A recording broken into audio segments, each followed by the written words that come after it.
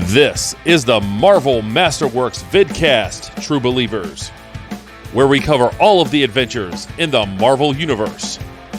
From the wanderings of the Green Goliath, to the chaotic offices of the Daily Bugle, to the grim alleyways of Hell's Kitchen, and to the top of Avengers Tower, with your hosts, Adam and the Emerald Enthusiast. Welcome to another episode of Marvel Masterworks, the vidcast and podcast, depending on how you're consuming this bit of entertainment. I'm your host, Adam, and with me, as always, the Emerald Enthusiast himself, Donnie. Donnie, how's it going? Hey, what's up, comic book fans? It's the man whose ring runs on fanboy energy. It is the Emerald Enthusiast, and you won't want to miss this marvelous podcast as we talk about Miss Marvel.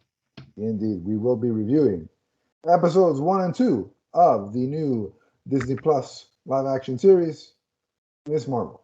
But before we do that, there is some news to discuss, Donnie, in the world of the Marvel Cinematic Universe. Mm-hmm. We have a new Disney Plus live-action series announced.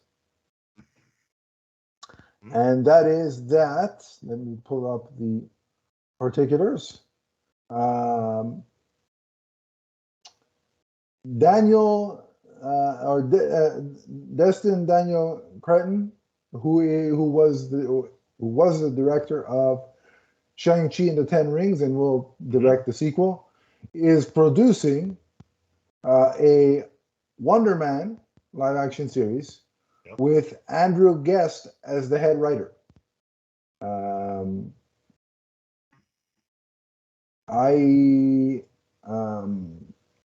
I don't know. I don't have a lot of experience with Wonder Man, but I've read. He's been in some Avengers-related issues that I've read in the past. Right. But what I like about this news is that again they're using Disney Plus to further build out the universe, and that they're bringing back, the director of one of their other hits to produce. Mm-hmm. I like the way they sort of have their core, their core filmmakers,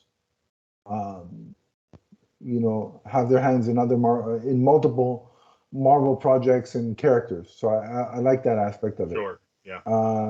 It's worth noting that the head writer, Andrew Guest, he was a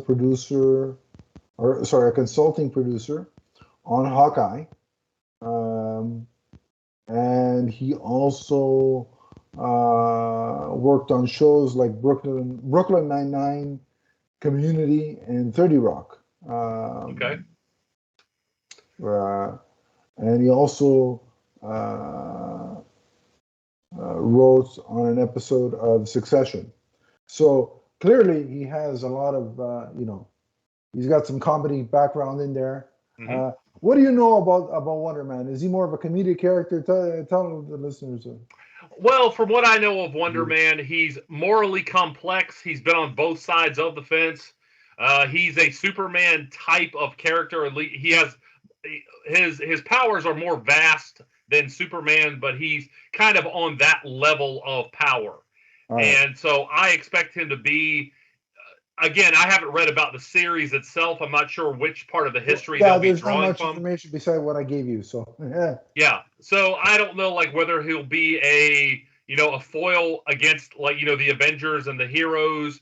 I would guess that he's probably going to be a hero and maybe somebody that's a little bit more of a loose cannon, and that they'll have problems controlling. So, but I think it opens up another end of he is from the early days of the Avengers. I believe it was Avengers number 9 was his first appearance. So it's a character that's been around for a while. He's been in a lot of different hands of a lot of different writers. And so there's a lot of kind of very unique flavors that you get with this character, at least from what I've read, which has mostly been ensemble books. But Yeah. I really do think that this character is going to be another one that's going to open up different avenues for the Marvel Cinematic Universe. So now, Donnie, you mentioned that he's a Superman type of character. Mm-hmm. Does that mean that all the fans out there should start the hashtag Henry Cavill Wonderman? Because, you know. Oh boy, yeah. that I mean, the adventures of that never seems to cease, does it? for somebody, for apparently for something to be a success, and to generate interest, Henry Cavill has to be in everything, Right. according to certain corners of the internet. You know, like, Yeah. So I just thought, since there's rumblings that he likely won't be back as Superman, why not? Sure. But no, in all seriousness, there is another bit of Marvel news that I forgot to mention in the pre-show, which is basically just Donnie and I talking BS for a couple of minutes. Right. That we should discuss, and that is that director Jake Schreier is set to direct the Thunderbolts film for Marvel, with Eric Pearson writing the script. So Thunderbolts has been a thing that's been often mentioned.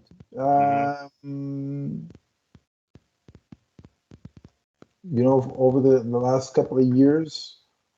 And the article goes on to say that they've been in Marvel's been in talk with several actors who have made appearances in other projects, be them film or Disney Plus shows, to reprise their respective roles. So again, I have very limited sort of knowledge of the Thunderbolts, but from what I gather, they're a group of quote-unquote villains, antagonists, much kind of like the Suicide Squad is. Sometimes in the anti-hero role. Yeah, right. And so while there are no confirmations of these particular people being in it, the Deadline, which is one of the Hollywood trades that reported on this, say that potential characters could include Baron Zemo, Yelena Belova, who is played by Florence Pugh, who is on the list. Right. I knew you were going there. Ghost, Taskmaster, right? The Abomination, U.S. Agent, and Winter Soldier. So being the inclusion of Winter Soldier, my guess is that we do get more of an anti-hero slant here as opposed to straight out villainy. This may be where we finally see a turn for Baron Zemo to be more of a serious character. At least I hope. Again, you and I have talked about how I think Baron Zemo is a little, kind of frivolous and overly comedic at times. Yeah, you had a whole rant on that a while back. Yeah, right. So this could be an opportunity to kind of, and I'm not saying that they need to completely reboot the character, but change him in a way that makes him, just kind of less of a, comedy sideshow and more of a centerpiece character. It's a little bit deeper. So now, usually, from the iterations of the Thunderbolts that I've had limited experience with, as I've said to you, General Thunderbolt Ross is the sort of leader / figurehead, the kind of the Nick Fury of the group. Of course, that is a little bit. There's a little bit of an issue there because the most recent actor to play General Ross has passed away. Right. William Hurt, right? I think it was. Unfortunately, yes. And so the question becomes, if they use Thunderbolt Ross, there would have to be a recast. Which, as we saw with the Hulk and Edward Norton and later Mark Ruffalo, Marvel is not totally opposed to doing. And in that situation, it was a money issue. In this situation, it is unfortunately, the actor is no longer with us. So, do you think? So I just want to get your opinion on this now. Sure. Do you think Marvel is going to recast the character, or do you think they're just going to leave him out? Because they chose not to recast T'Challa, even though Chadwick Boseman passed away. Right. So, where do you think they land on the General Ross situation? My inclination would be to say that they will recast the character because I don't think they want to close the door on the Red Hulk.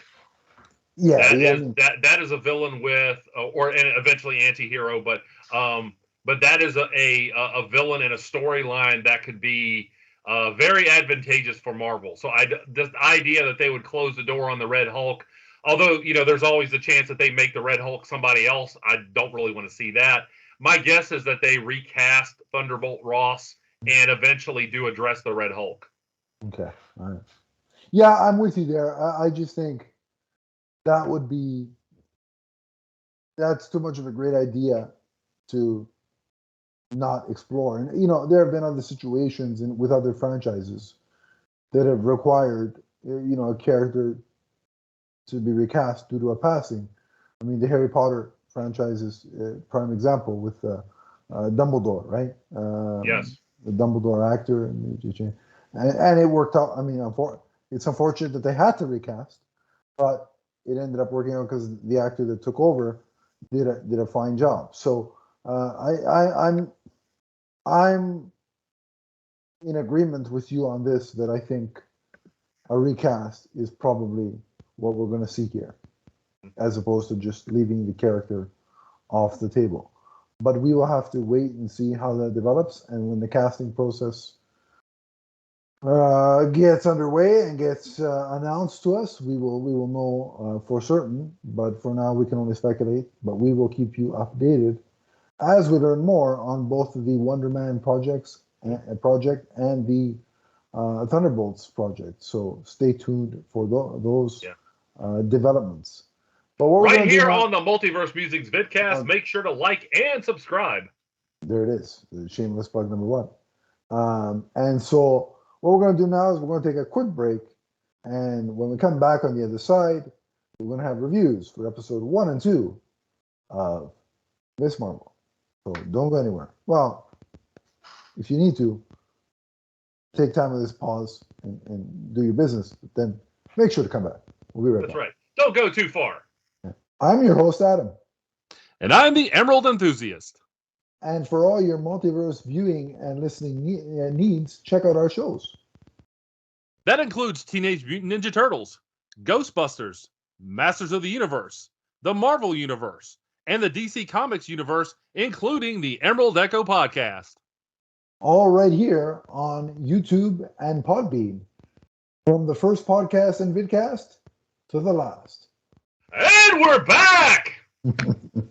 I think that's the highlight of the show for Donnie. That right there. But we are indeed back after that brief pause. Did you miss us? If you missed us, it would be marvelous. See? Yeah, and how far did you go? How far did you go? How long did you pause the thing if you missed us that much? I'm just getting all the Miss Marvel puns I can in for this podcast. So or dad jokes from Donnie.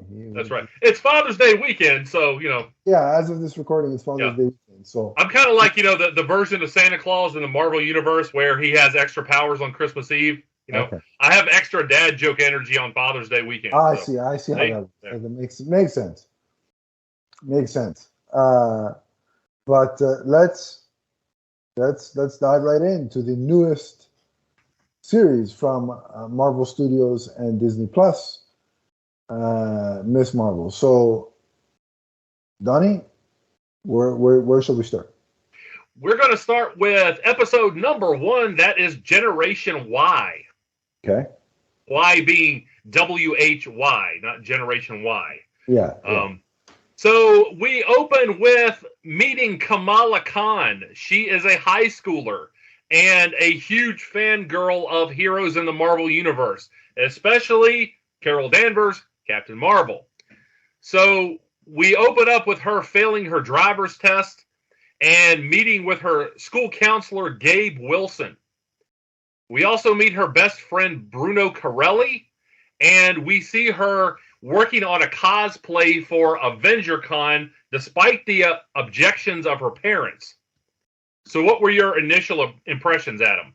Okay, so I like the fact that she is a superhero fangirl. Like she obsesses with these characters. She draws her own takes on the events that have happened in universe. I think that's kind of cool.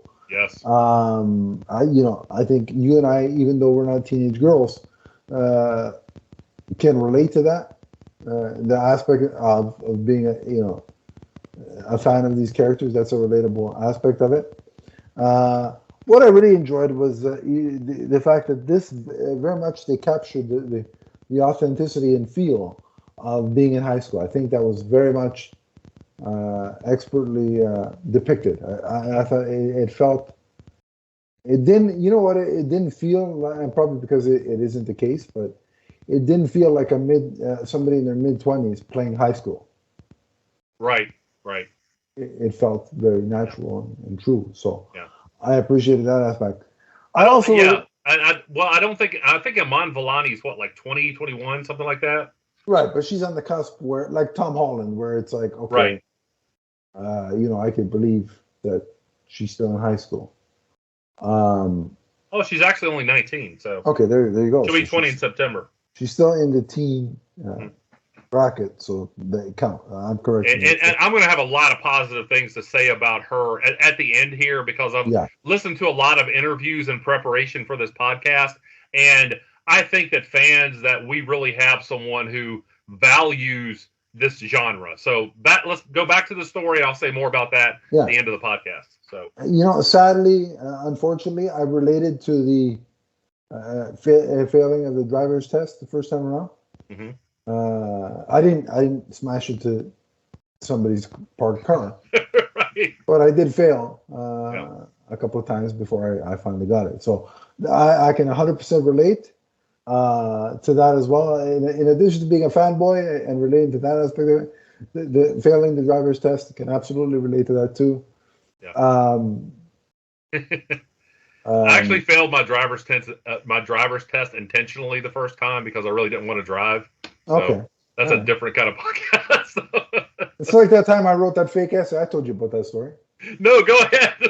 I don't know if I could tell that story. Well, can I tell that story on the air? Oh, screw it. I'll tell the story on the air. Go ahead. It's not going to get me in trouble. I'm 38 years old now. It's bygones be bygones.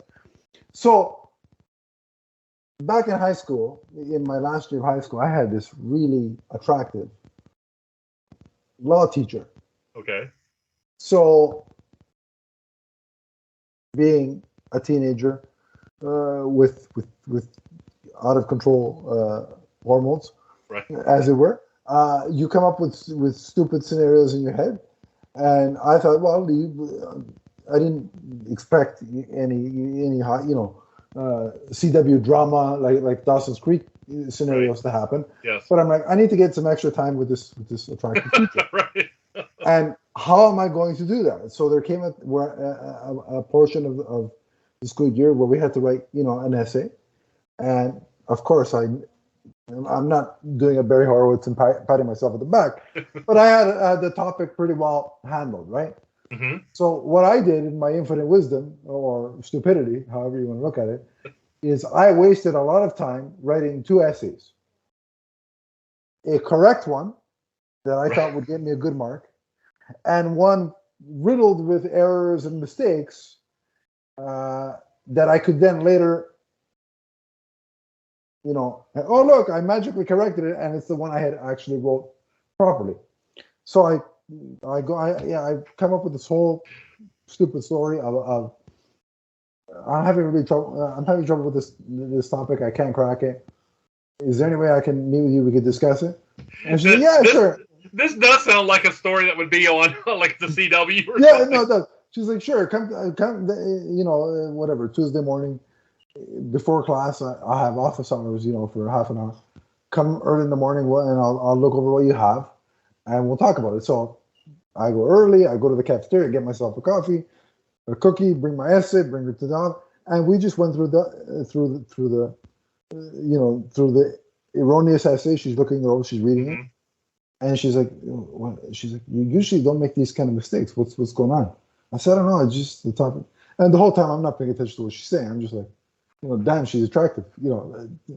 It's not as polite in my head, not as polite as that, but I'm censoring it. Right. I'm censoring it for the PG nature of the show. Right. So anyway, she corrected, is red everywhere, all kinds of corrections. Like, yeah, well, it's actually PG-13, which is why we're she's going like, ahead doing this. I know you can do better.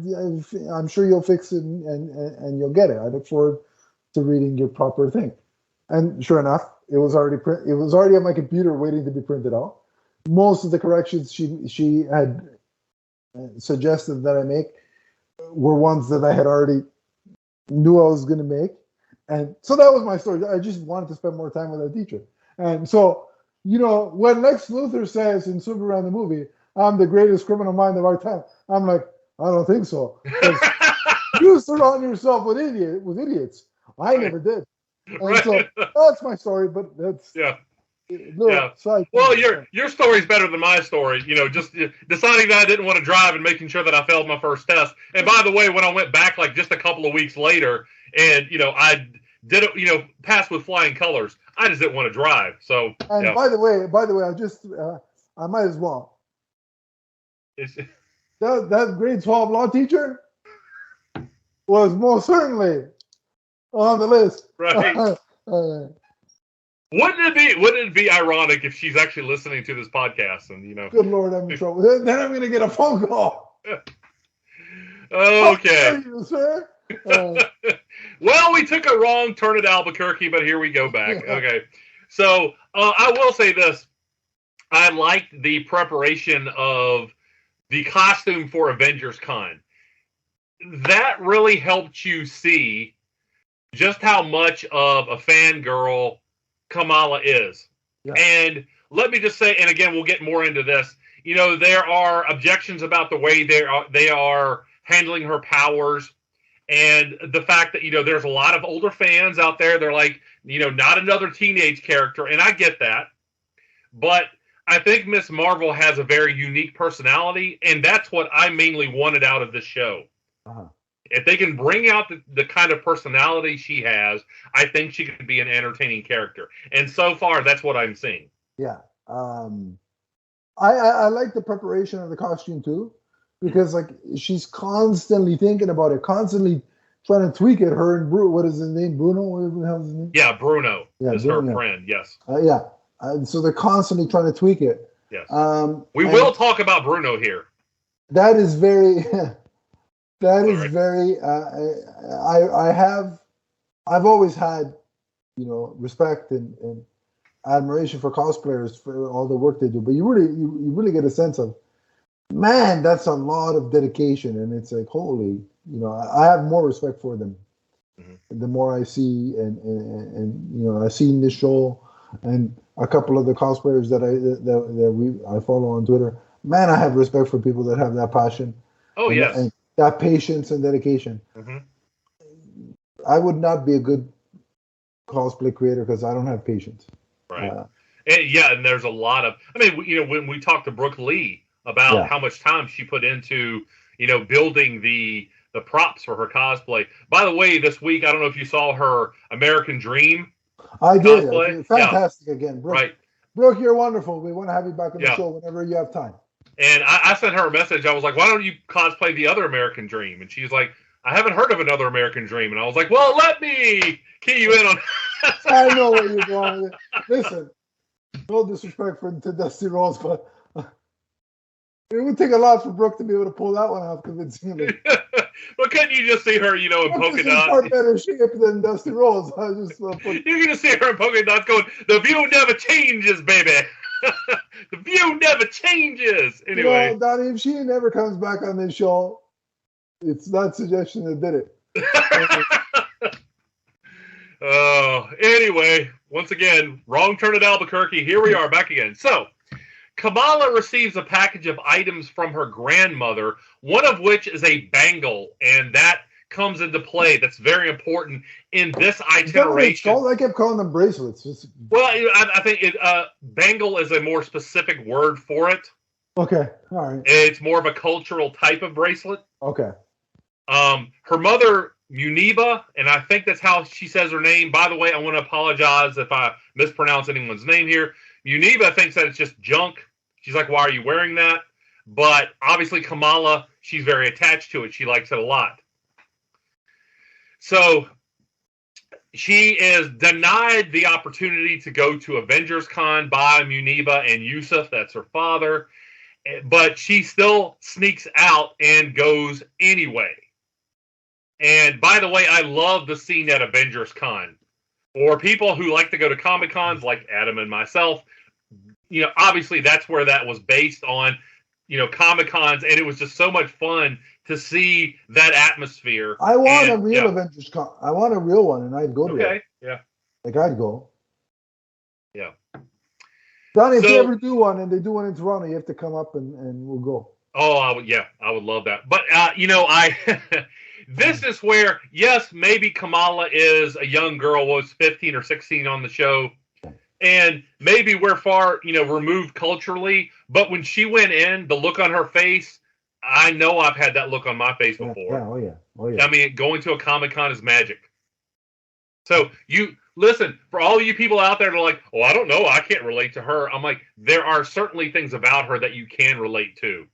Open your mind a little bit. Yeah. And to me, what I liked about it was the whole, the escape scene where they've plotted this whole thing, how they're going to get there, and the cool thing is it became this whole, like, in their heads as they're talking it out, you're seeing it unfold and it's this whole Mission Impossible type scenario, and I just love how that was filmed, and then the actual reality of it. It was very, very well told and quite funny. But, even more so, you talk about relatability and what, for older fans that are like, oh, I can't relate to any of this. There is, for me, in addition to being the fanboy aspect, but there's also the parents. Mm-hmm. Yes, her parents are from Pakistan.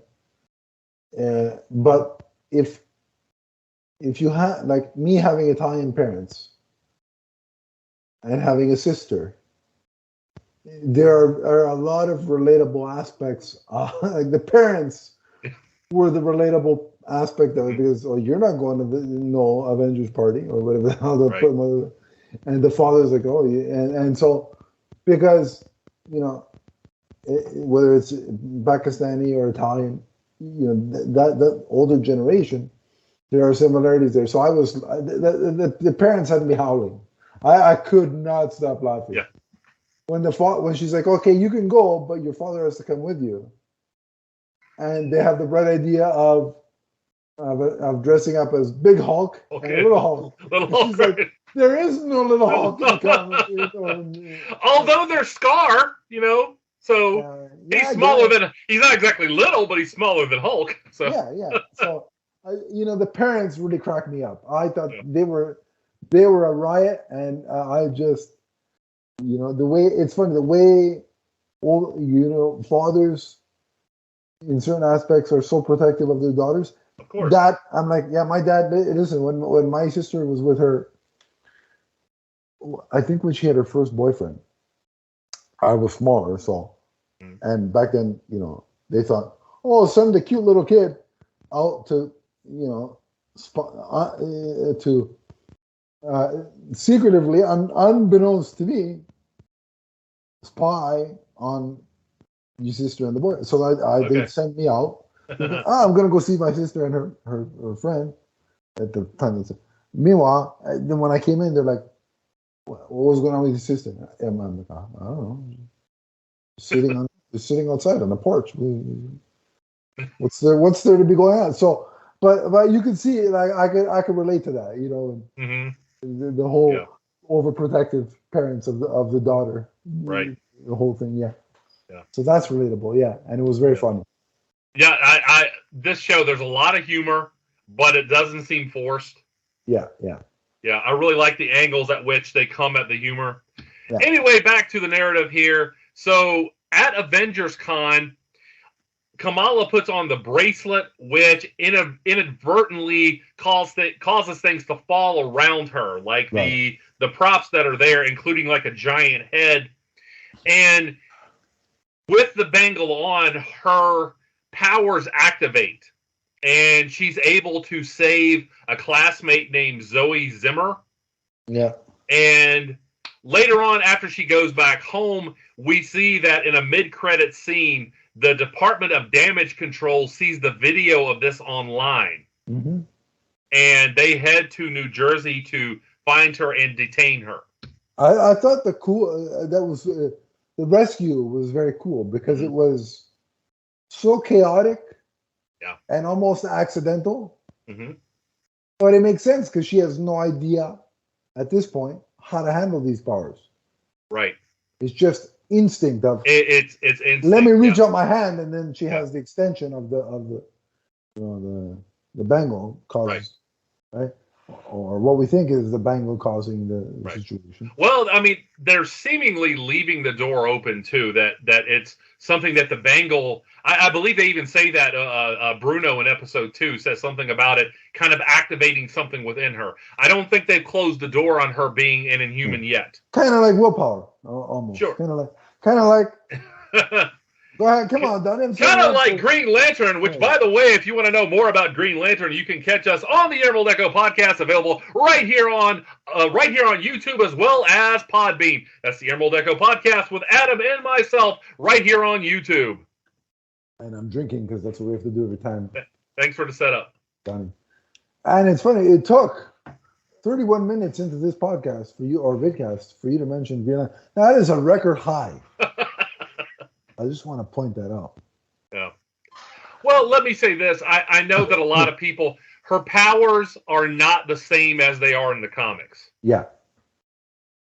Now, Iman Vellani, and I think that's how you pronounce her name. Again, sorry if I'm mispronouncing it. And she's from Toronto, so kudos to there we go. Fellow Canadian. She pointed out that, again, a lot of people have theorized that this is exactly like the Earth 616 universe.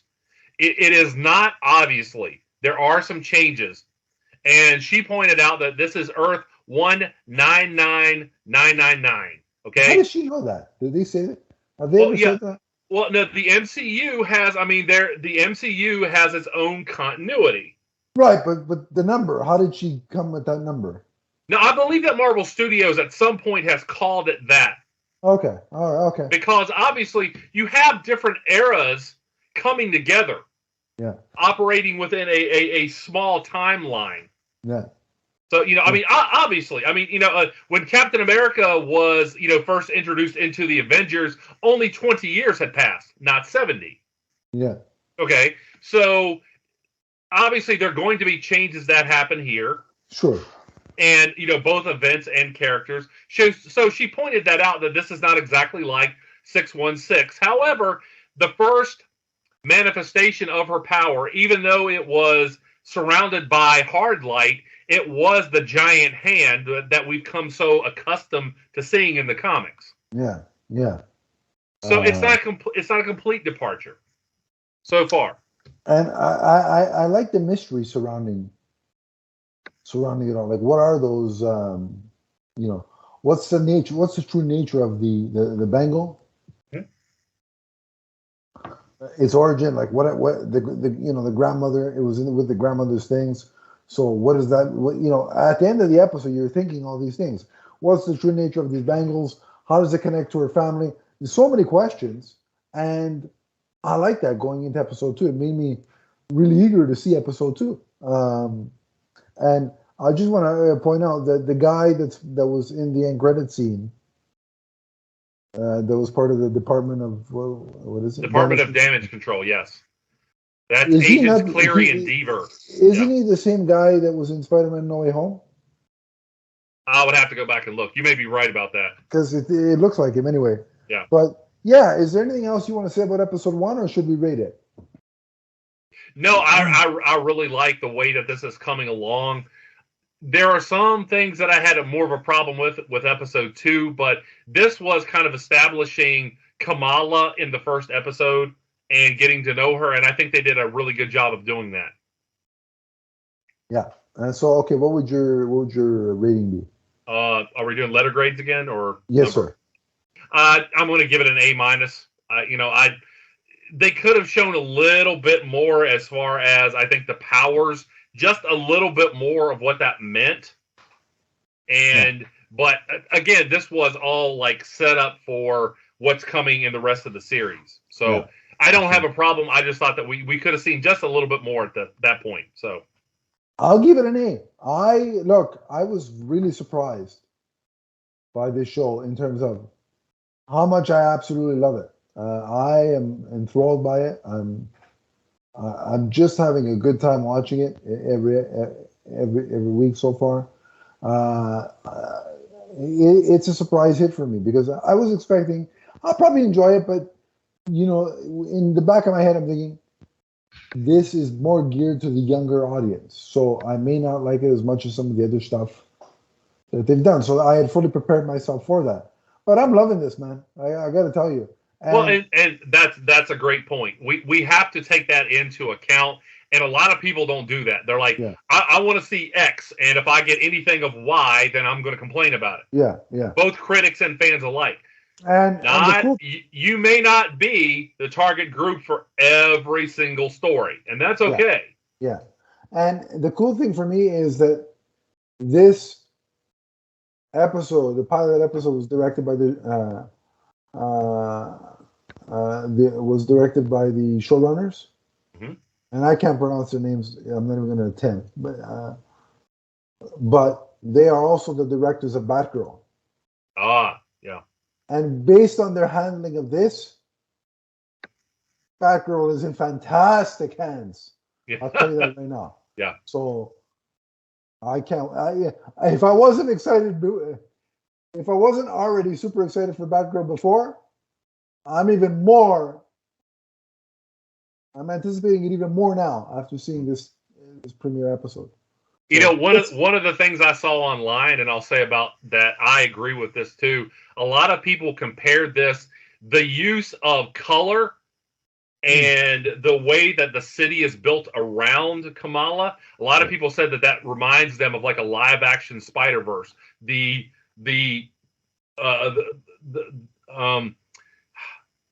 atmosphere that surrounded Miles Morales. A lot of people have drawn, drawn parallels here. Yeah, that's a good call. Yeah.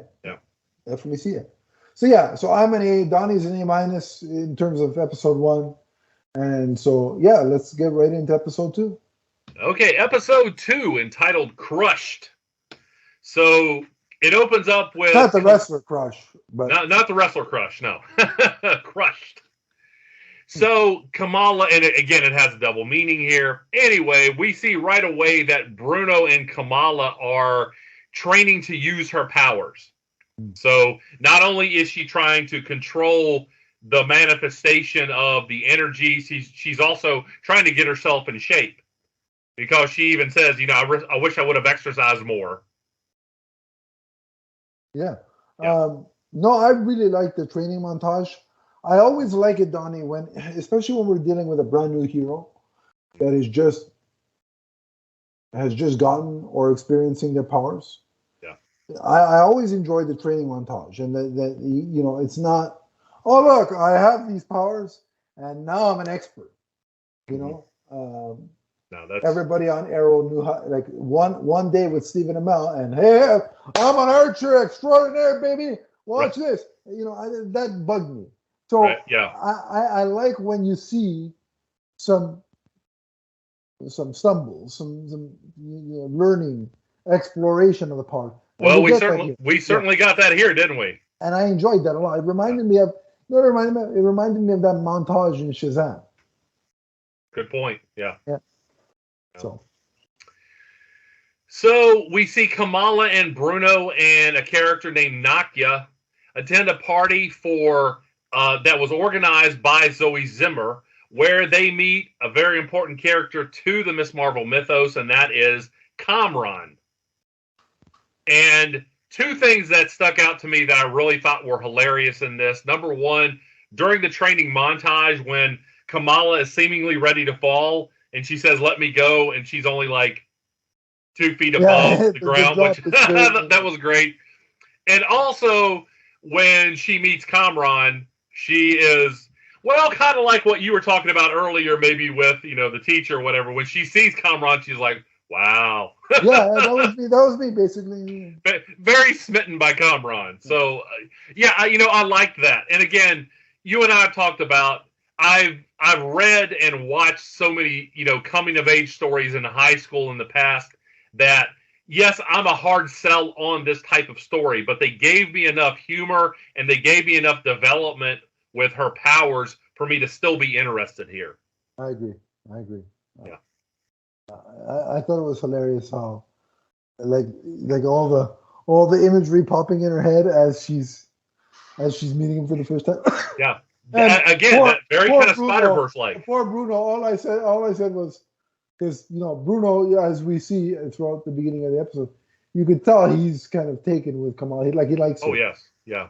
And I'm like, Bruno, when I saw her, I'm like, buddy, congratulations or condolences, you're in the friend zone. Yeah. Right in the friend zone. And you stuck there. You ain't getting out, buddy.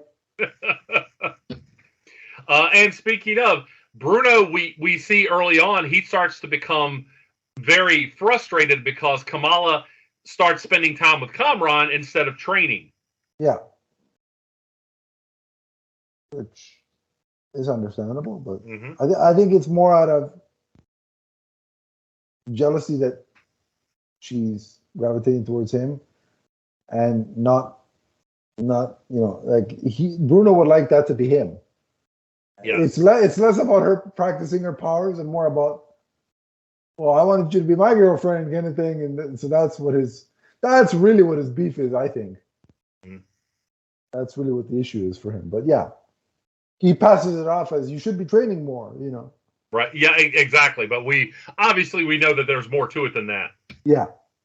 So later on in the episode, we see that Kamala has a mysterious vision, and it's of a woman that she seems to have some idea of who it is. She starts to question her parents and her grandmother, and her father eventually says that it is, this was her, great grandmother, I believe. Yes, this was Sana. Was it Sana or Sanya? Anyway, but what Yusuf says is that young Sanya lost her way during the patriation of India, but she was able to find her father in a most mysterious way. Yeah. So we're starting to see a little bit about how the bangle has its own history. Yeah. It's not just, it's not just a MacGuffin. It's not just something that's going to go on her arm and just, be the magical problem-solving thing that's going to get forgotten. It has its own story, and it's connected to Sanya. So, and the idea that her great grandmother had the bangle first and experienced some of these powers too is very fascinating. Like, I really want to learn more about that. Yes. But I like the way it's developing. Like, it's a slow burn, and they're giving you little pieces. They gave us a little pieces in the first episode. They expanded a bit more on that in the second, but they also left us with more questions in the second, as we'll discuss in a minute. But I like the way that's, we're getting pieces with each episode. Like the mystery is unfolding episode by episode. I like that. Yeah. And by the way, I told you that episode 1, the parents, had me howling. In this episode, it was the video call with the grandmother. Yeah. Because she's like, Grandma, is there any way you can move back a little bit so I see more than just your forehead? And the reason why I was pissing my pants laughing with that one was because every Sunday when I talk to my aunt and my grandmother, I have to say the same thing. Grandma, move back a little bit so I can see your whole face, just your forehead. So I totally feel that. I totally get that.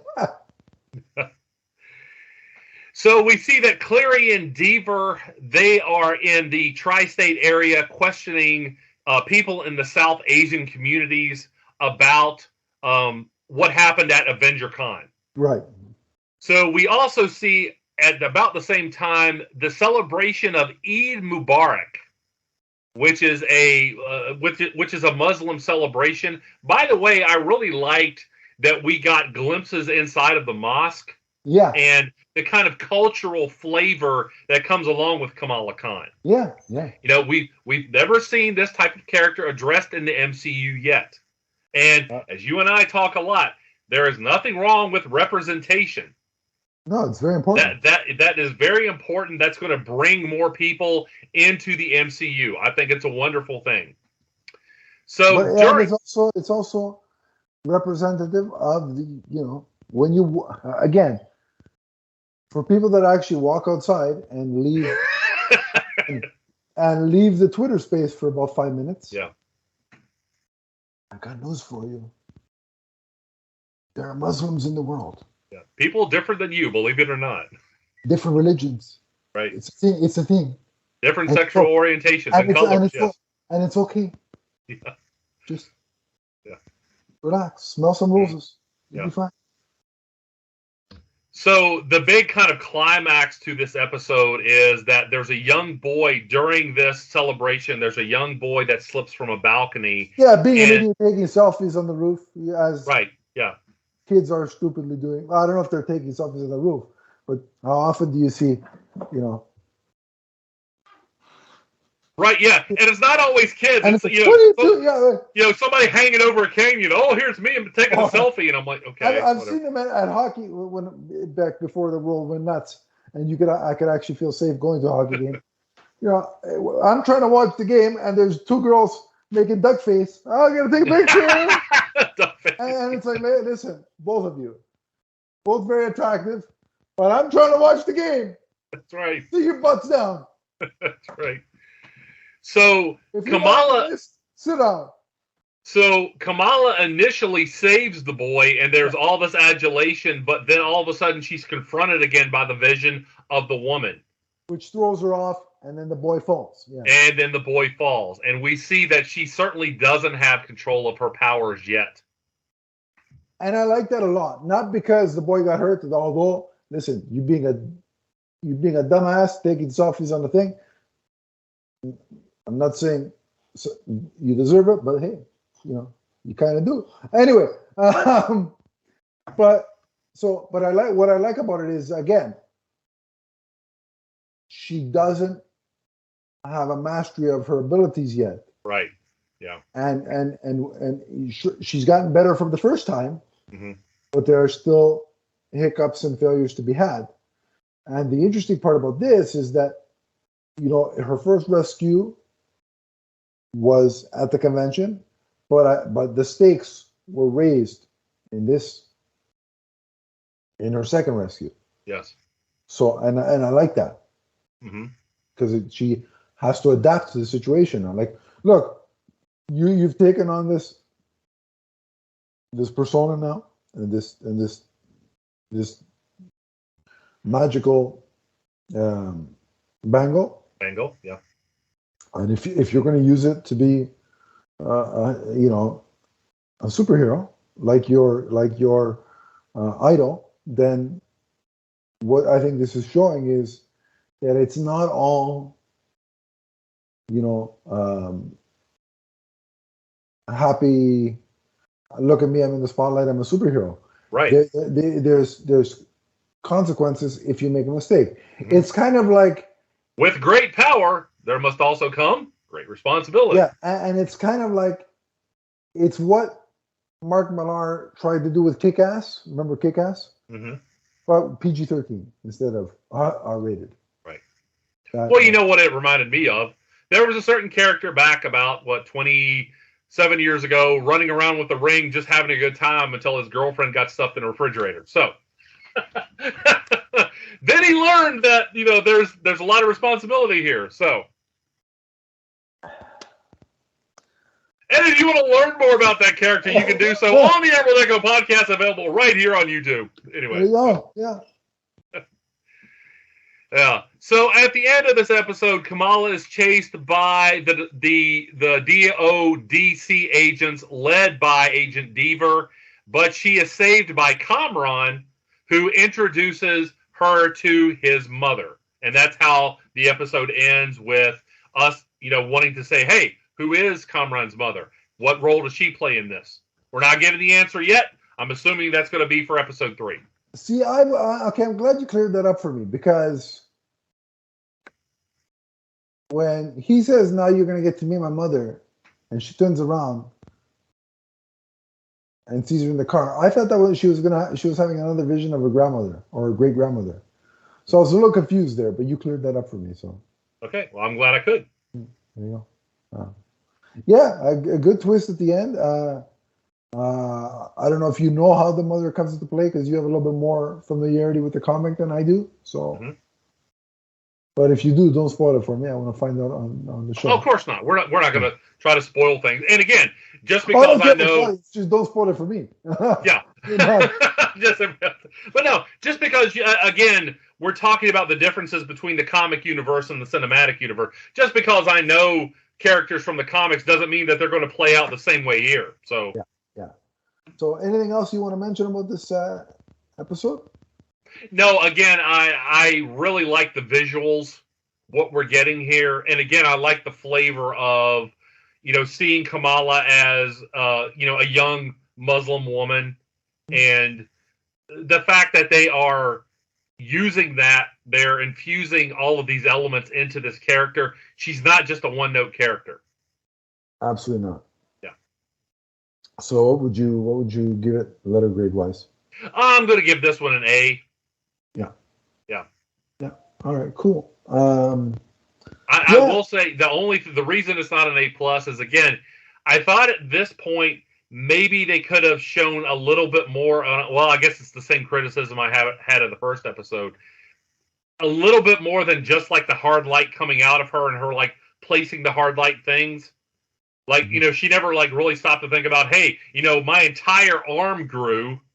We've seen that so far. Yeah. How did that? Yeah. Right, exactly. So she's not really addressing that at this point, but again, there's plenty of ways to go. So yeah, for me, I like the further exploration of the powers, and I like that her rescue, they up the ante with her superheroics in this one, and the stakes got higher. No pun intended. Yeah.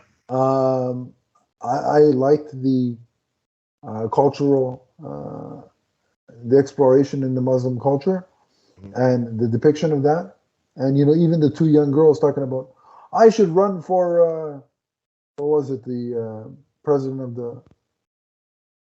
of the mosque? Yeah. Yeah. Or what? It was some group within the mosque, right? Yeah. Group, yeah. And they're like, yeah, but I can't, because, and like her friend trying to give all the reasons why she can't. She's like, well, why can't you? Like, it's 2022. So having those conversations within the context of the entertainment, the fantasy of a Marvel show, I think are important. So right. And again, there's some more character growth for Kamala, because she has to learn that these kind of scenarios where somebody could get hurt if you make a mistake could happen when you start dealing with superheroics. So all that rolled into one, I'm going to give it an A. Another solid, great episode. I can't wait till episode 3. Yeah. And what I want to say about Iman is that I've watched numerous interviews with her. She's very immersed in the comic book culture. Yes, She has a indeed. lot of reverence for what has put her in this opportunity. Mhm. And she comes off as someone who is grateful and is going to do her best, not just because it's a paycheck, but because Yeah. she believes in playing this character and being this representative for young girls and young Muslim girls. I just really like the things that she has said and the way she is presenting herself. And it's got to be intimidating. You know, she said she's a huge fan of Robert Downey Jr. To step into the world as a 19-year-old girl when you're raised on this world. It's got to be intimidating to all of a sudden be thrust into the spotlight like this. Yeah, But so far, she's handling herself well. especially when it was the universe that was built on the back of Robert Downey Jr. Mm-hmm. Yes. So, but yeah, she's done a fantastic job, and I really dig that she's a Toronto kid, and I like that. Now, if she's a Leaf fan, I'll like it even better, but she doesn't have to be.